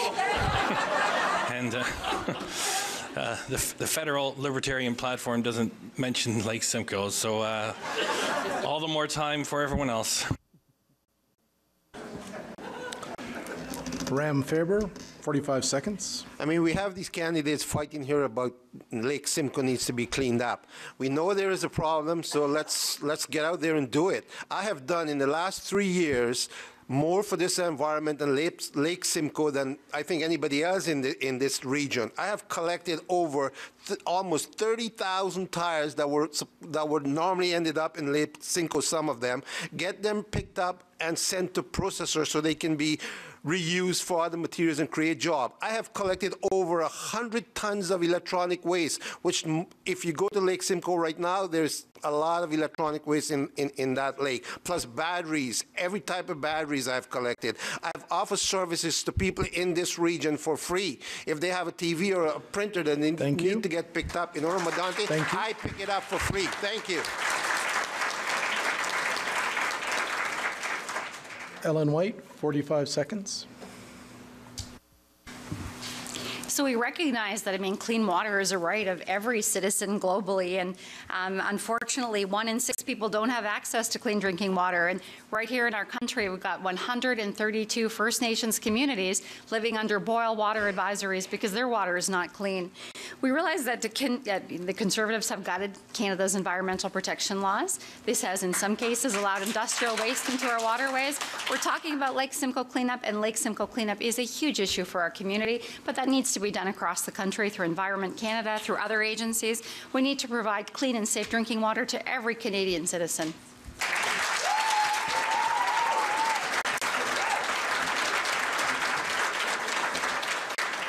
Ms. Bryant. Okay, the order for question number 5 will be Ms. White, Mr. Faerber, Mr. Nuttall, Mr. Roskam, Mr. Lancaster, and Mr. Tamblyn. Okay, the question is, how will your party protect sex workers? What is your stance on Bill C-36? And for the audience, the short title is The Protection of Communities and Exploited Persons Act.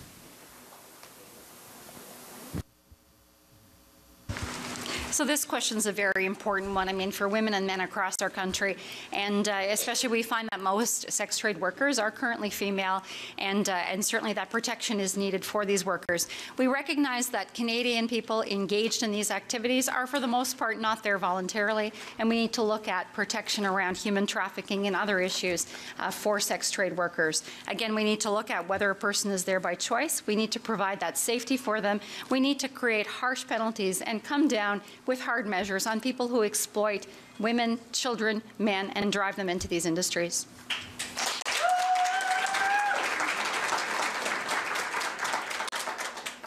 Mr. Faerber. Joblessness creates hopelessness. People out there, especially women, it's very difficult for them to find a job. So we need to educate them. Here's what's happening. They're not properly educated. They can't find a job. So hopelessness leads to mental health. Mental health leads to being on the street.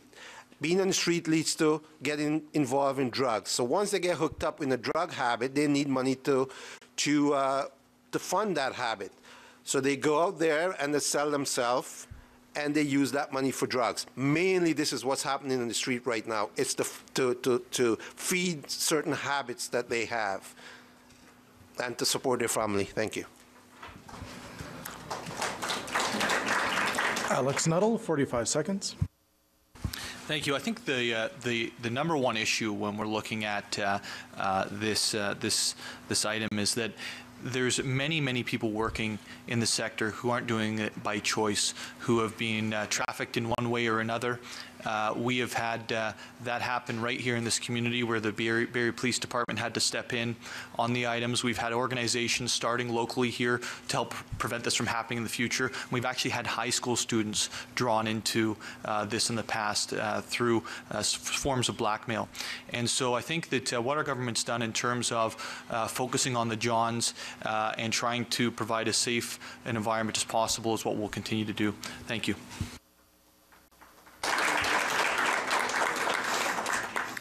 When the moderator's last name is Johns,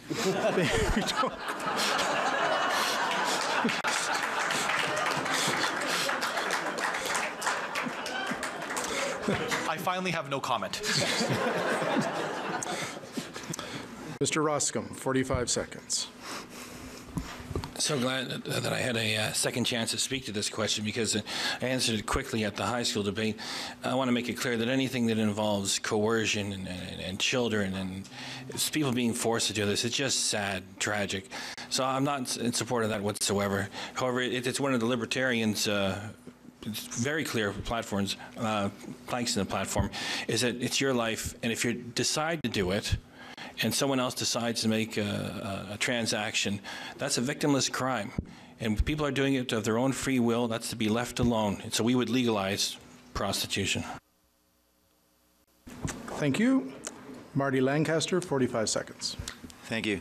To directly answer your question, we would repeal Bill C-36, the so-called Protection of Communities and Exploited Persons Act, and pass legislation that makes sense based on the New Zealand model.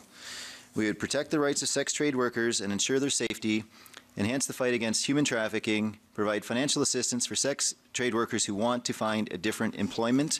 We have plans for all of these things written in our Vision Green 2015 document. It's a fully costed out, thought out platform, and we will take care of people in this country.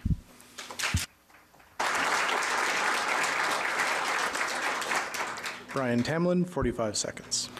Yes, well, the Liberals did vote against Bill C-36, and the concern was around the safety of women in particular. The bill did put the focus on the Johns, sorry, Michael, and but unfortunately that drove women in particular into very dangerous situations, and it was much safer before, and so I think the bill has to be repealed.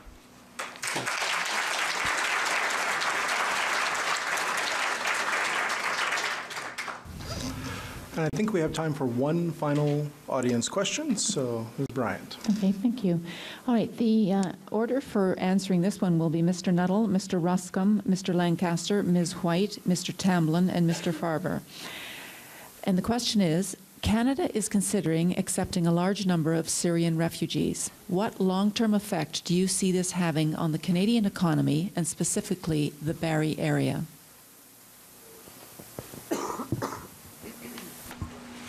Thank you for the question.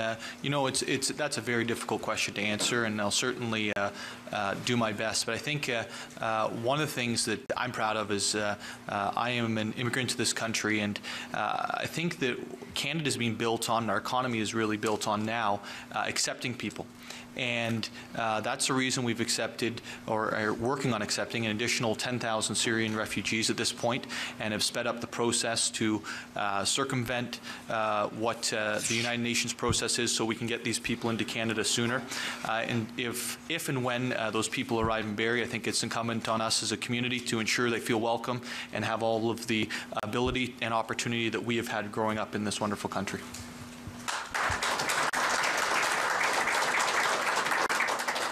Darren Roskam, 45 seconds. Yes, that's a question upon which it's in the news, and the heavyweight parties, national leaders have all made comment on it. My leader hasn't commented on it, so I can't share a comment on it further. So more time for everyone else. Sorry to disappoint. Marty Lancaster, 45 seconds. Thank you. Very quickly, 2006 to 2010 was a massive drought in Syria. They lost 60% of all their agricultural land and 80% of their animals. That They are climate refugees. And we need to go and pick them up right now and fly them here and invite them into this country, because that's what a good Canadian should do. It's that simple. Go take care of the problem that we caused.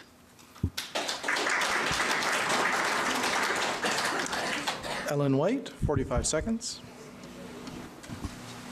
It's such an important issue, especially in recent weeks. And my mother was a Ukrainian immigrant. My father was French Canadian and First Nations. So we came from Canada's oldest and at one point Canada's newest. So I certainly was happy to be welcomed to this country and to be here. Again, the saying, you know, anything is possible once it becomes necessary. And it is necessary, as Marty says, as good Canadians, to welcome in Syrian refugees. We need to create a place for them. We know that through affordable housing. We know that through support systems in the community, we can do those. We need to make sure that, in working with other countries, that those numbers are manageable. And we need to recognize that many of these refugees are bringing incredible skills and abilities to our country and not look at them as a drain on the economy. We can certainly see the benefits in getting those people to our country safely. Thank you. Brian Tamblyn, 45 seconds. Well, unless you're a First Nations person, we're all immigrants in a sense. And as a country, we rely on immigration. The Syrian refugees are running for their lives. They're a well-educated people, and we would take 25,000 refugees immediately. And I just want to hats off, a shout out to Georgian College, who has agreed, I believe, to 7 free scholarships for Syrian students. So thank you.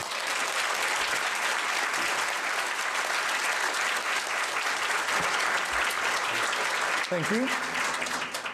Ram Faerber, 45 seconds. First of all, I would like to say Canada wasn't built by refugees. Canada was built by skilled trade workers who came here like I came here.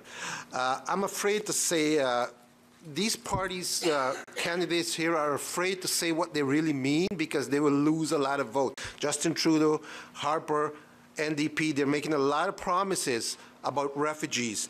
These are not refugees, they're displaced migrants. And furthermore, the fact is, these are not, 30% of these people are not Syrian refugees. They're not Syrian. 30% of them are not Syrian. Who knows who they are, where they're coming from. Also considering the safety and the situation with ISIS and all this kind of stuff. Why would you want to just bring a whole boatload of people here and just let them in your country? Your time is up. I'd like to thank all the people who provided the questions. I think actually gave a pretty good coverage of a variety of issues. We will now hear the closing remarks from each candidate. Each candidate will have 2 minutes for their closing comments. As with the rest of tonight's program, the order of the candidates, the speaking order, was selected by random draw in advance. The order is as follows: Marty Lancaster, Darren Roskam, Brian Tamblyn, Ram Faerber, Ellen White, Alex Nuttall.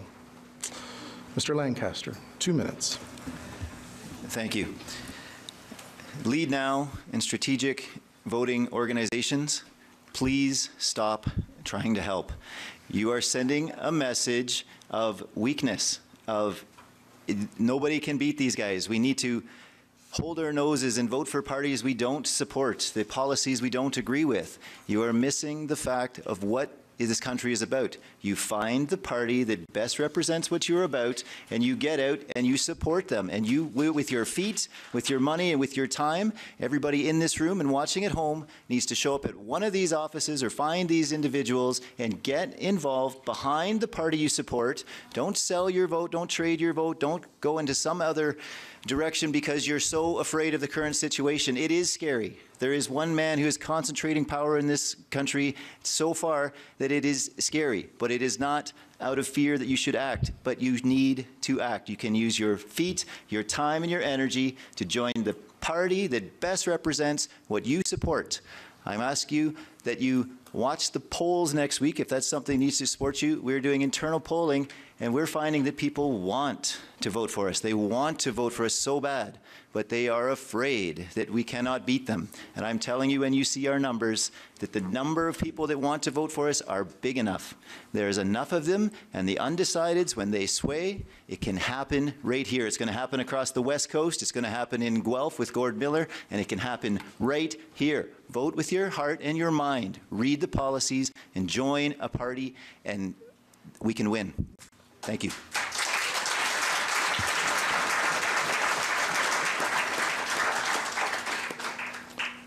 Thank you. Darren Roskam, 2 minutes. Thanks once more to the Chamber of Commerce for the opportunity. It's also great to be back at my old college, Georgian. I suggest anyone watching at home save up your money and take a course at Georgian. You'll love it. And well, I hope that was all an expression of joy, not laughing at my college.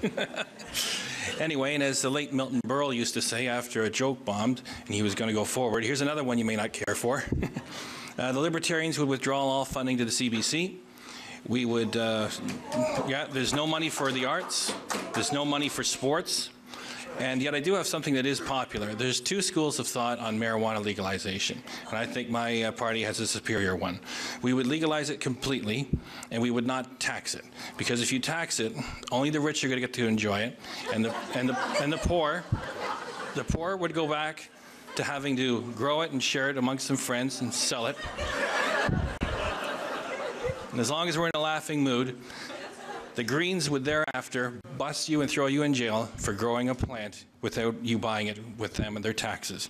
So it already belongs to you. Libertarians want to liberate the weed, and we'd save so much money nationwide with the local police, the provincial police, the RCMP, the Crown attorneys, and all the rest, dragging people through the criminal justice system for use of a silly plant.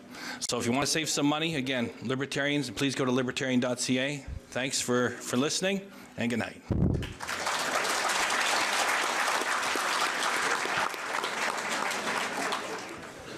Thank you. Brian Tamblyn, 2 minutes. Well, this election is about change. And Stephen Harper once warned Canadians that if he was elected, you won't know Canada when I am finished. And he's been true to his word.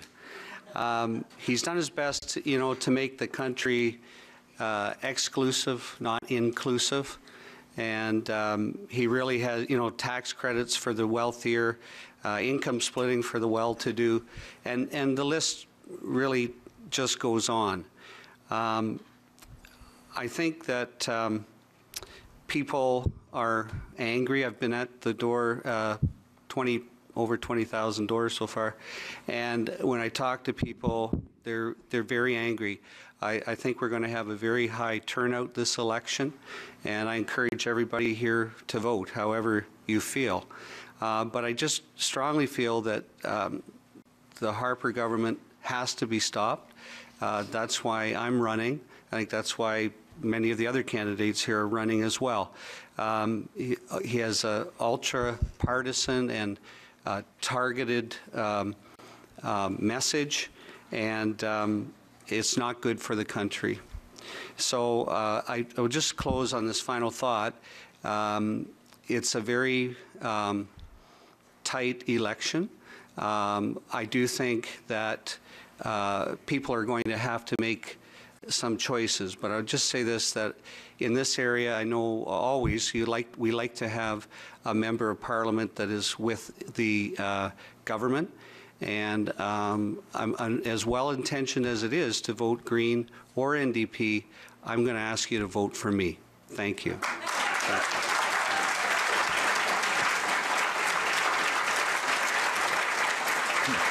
Thank you. Thank you. Mr. Faerber, 2 minutes. You decide. Alex Nuttall, Conservative. What you did in your past and what you are doing now is a good sign what you will do in the future. Alex Nuttall, Conservative, went on Barrie City Council, Barrie City running up a debt of almost $300 million. property taxes went up over 20%. Transit never worked. Infrastructure never worked. And now his campaign expenses. Ask him how much money he's spending on his campaign. We're allowed to spend about $200,000. I'm sure Alex Nuttall will get there by the end of the campaign. So do you want to give him a promotion? He haven't done well at the bottom. You want to give him a promotion to go at the top? My God, I wouldn't do it. Brian Tamblyn, during his long years as president of Georgian College, he failed our students. He failed our young people by not providing the guidance and by not advocating for free post-secondary school education. If you ask him right now, he will not give you a definite answer whether the Liberal will do that or not.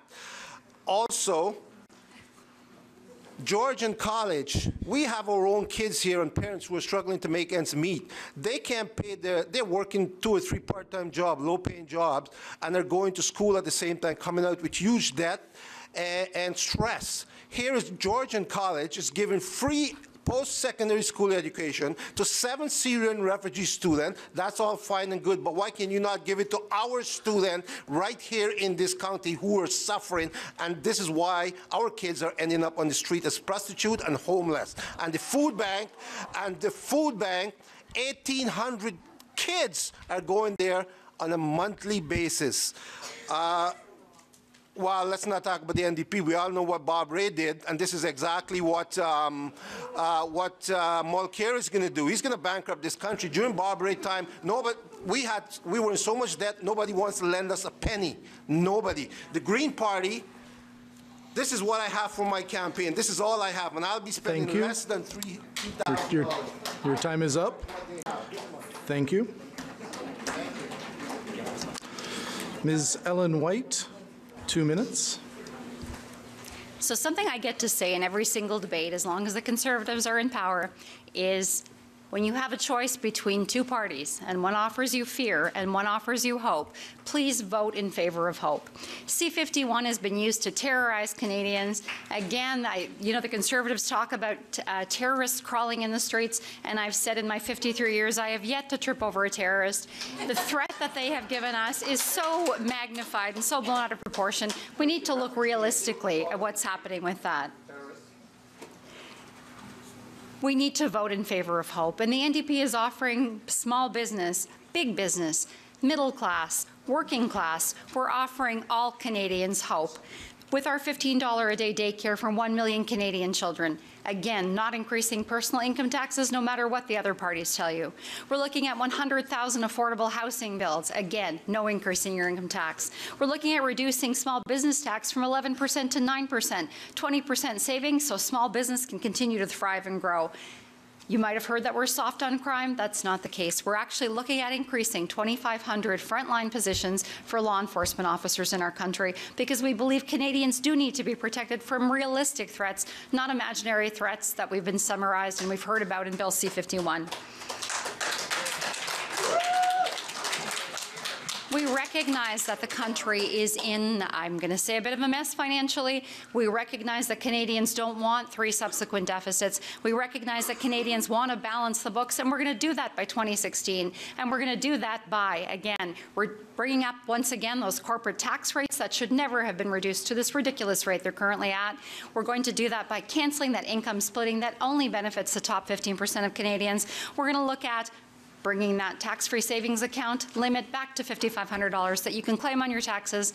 We're going to look at policies that are fair to all Canadians, not just some Canadians, not the Conservatives' favorite Canadians. We recognize that policies can be brought into place through the NDP that can make our community, can make our country stronger, can make it viable, can bring it back to the country that we're proud to be members of.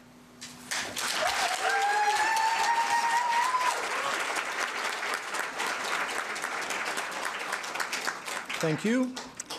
Alex Nuttall, 2 minutes. Thank you. I've said it before, and I will say it again. We must stay focused on keeping the budget balanced and creating jobs. Along with our focus on the economy, including support for small and medium-sized businesses, our plan prioritizes families. As Prime Minister Stephen Harper said, strong families make a strong country. It's just one of the reasons why our Conservative government has delivered a strong record in support of families since 2006. It's a record that includes cutting the GST, creating the universal child care benefit, delivering children's fitness and arts tax credits, and introducing tax-free savings accounts. Our government is also focused on supporting seniors. Since 2006, $2.8 billion in tax relief to seniors and pensioners. In 2011, our government introduced the largest GIS increase in over 25 years, investing more than $300 million a year in seniors. We introduced pension income splitting and the home accessibility tax credit so you as seniors can stay in your home longer. I will continue advocating strong support for seniors, families, and businesses as your Member of Parliament. The other parties throughout this election have made promise after promise, and quite frankly, we can't afford their promises. My father once told me, the more promises someone makes, the less likely they are to keep them. I think that rings true tonight, and I think that rings true through this election. You know, when I talk to residents at the door, the #1 issue I encounter is fiscal responsibility, and I couldn't agree more. Our party's commitment to a balanced budget is key for a prosperous Canada today, tomorrow, and for future generations. We must not saddle our children with debt. Unfortunately, the Liberals and NDP haven't figured that out yet. And when I look at Justin Trudeau's approach to the economy and balancing the budget, I worry. I don't see somebody who's had to face the same tough decisions that you and I have as businesses as well as individuals. We need a leader in a party that can make the tough decisions while prioritizing spending on those who need it most. Prime Minister Stephen Harper is that person. The Conservative Party is that party, and I am your candidate. Thank you. Thank you. I'll say it again. Prime Minister Stephen Harper is that person. The Conservative Party is that party. And I am your candidate to deliver that in Barrie-Springwater-Oro-Medonte. I thank you for your consideration. I thank you for your time. And I look forward to serving you as your Member of Parliament here. Thank you.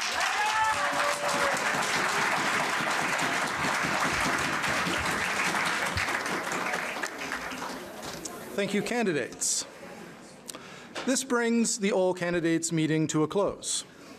I would like to thank everyone who participated in this program. Cheryl Brown from Sun Media,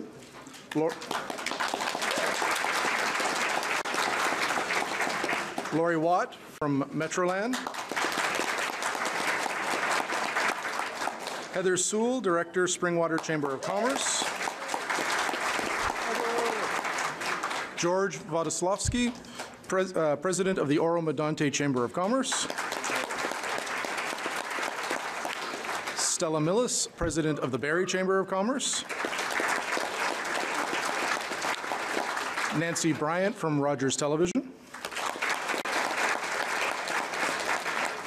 and I would like to thank the candidates for taking time out of their busy campaign to attend.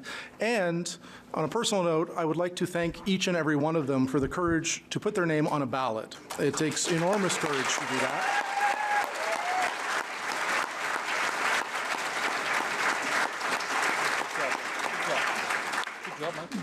We would like to thank the many volunteers who help behind the scenes, and we'd like to send special thanks to Georgian College for hosting, the Barrie Chamber of Commerce, the Oro-Medonte Chamber of Commerce, the Springwater Chamber of Commerce, Rogers TV, the people in the audience for attending, and the people who are watching at home or online. This all candidates meeting will be rebroadcast on Rogers TV before the election on October 19th, 2015. Please see rogerstv.com for a complete schedule.